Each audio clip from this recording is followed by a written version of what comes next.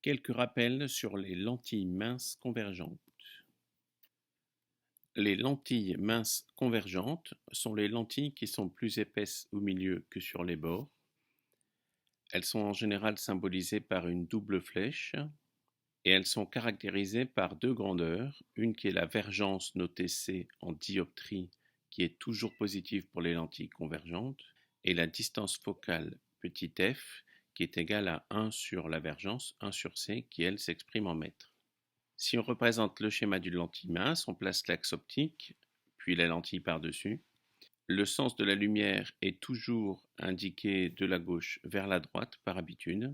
On place deux points qui sont les deux foyers, donc le foyer objet du côté gauche, qui est le domaine des objets, à une distance petit f, c'est-à-dire la distance focale du centre optique O, et de l'autre côté, le foyer image, qui est du côté des images, placé à une distance f', distance focale image, et on sait que dans le cas des lentilles minces, f est égal à f', donc les deux points sont symétriques par rapport au centre optique O. Si on place un rayon qui arrive sur la lentille, on appelle ça un rayon incident, et le rayon qui en repart est appelé le rayon émergent. Pour toutes les lentilles, il existe trois rayons particuliers à connaître. Tout rayon incident qui arrive parallèle à l'axe optique émerge de la lentille en passant par le foyer image.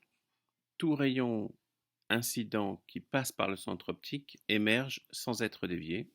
Et le troisième, tout rayon incident passant par le foyer objet émerge parallèle à l'axe optique. C'est important de connaître ces trois rayons parce que c'est ceux-là qui vont nous permettre de déterminer la position d'une image à travers une lentille. Alors, voyons justement comment on va tracer l'image d'un objet à travers une lentille. Donc l'objet se place toujours à gauche, donc dans le domaine des objets. Je le place à une certaine distance de la lentille. Pour trouver la position de l'image formée à travers la lentille, je vais chercher l'image du point B. Donc, on commence par les trois rayons qu'on connaît. Donc un rayon parallèle à l'axe optique émerge en passant par le foyer image. Le rayon qui passe par le centre optique n'est pas dévié. Et le rayon qui passe par le foyer objet émerge parallèle à l'axe optique. On voit que ces trois rayons convergent en un point, et c'est ici que du coup se forme l'image A'B'. On voit qu'elle est renversée, c'est-à-dire qu'elle est dans le sens inverse de l'objet AB. Il nous reste deux cas particuliers à traiter. Premier cas, si l'objet se trouve sur le foyer objet.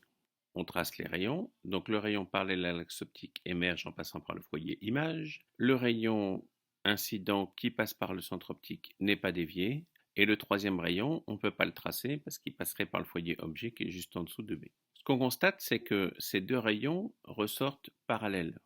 Comme on cherche leur point d'intersection, l'intersection se trouve à l'infini, et donc on va dire que l'image B' se trouve à l'infini. C'est-à-dire qu'en fait, les deux rayons vont se croiser vraiment très loin. Et ainsi, n'importe quel rayon qui part de B ressortira toujours dans la même direction, c'est-à-dire tous les rayons ressortent parallèles. Et ça, c'est un résultat qui est important à connaître pour après travailler sur les instruments optiques comme la lunette afocale. Si un objet est placé sur le foyer objet, tous les rayons issus de B ressortent tous parallèles entre eux, c'est ce qu'on appelle une image à l'infini. Inversement, qu'est-ce qui se passe si c'est l'objet qui est à l'infini? C'est-à-dire qu'un objet est très éloigné de la lentille et donc tous les points issus de B arrivent tous parallèles. On trace nos rayons habituels, donc le rayon qui passe par le foyer objet ressort parallèle à l'axe optique et le rayon qui passe par le centre optique n'est pas dévié. On voit que les deux rayons se croisent au niveau du foyer objet, donc dans le plan focal objet, et il se forme donc une image dans le plan focal. Tous les rayons convergent tous en un même point. On trace en général les rayons particuliers, mais tous les autres rayons ont exactement le même comportement. Donc lorsqu'on regarde un objet très loin à travers une lentille, il se forme un objet dans le plan focal. C'est exactement le fonctionnement de l'œil. Donc l'œil, sans accommoder, sans forcer, est capable de voir distinctement les objets qui se trouvent à l'infini, c'est-à-dire les objets qui se trouvent très loin. Tous les rayons qui arrivent d'un point sont tous parallèles et ils vont former une image dans le plan focal de l'œil qui se trouve être la rétine et donc on pourra voir une image nette. Alors, que faut-il retenir de tout ça?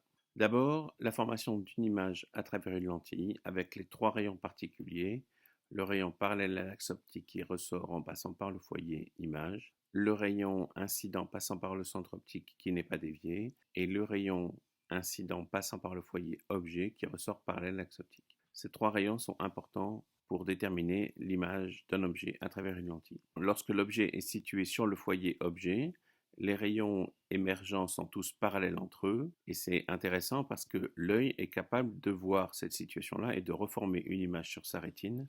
L'œil voit facilement des objets à l'infini. Justement, le fonctionnement de l'œil, donc lorsqu'on a un objet qui est très très loin, les rayons arrivent tous parallèles entre eux et à ce moment-là, il se forme à travers les lentilles une image qui est dans le plan focal, donc qui est située sur le foyer image de la lentille.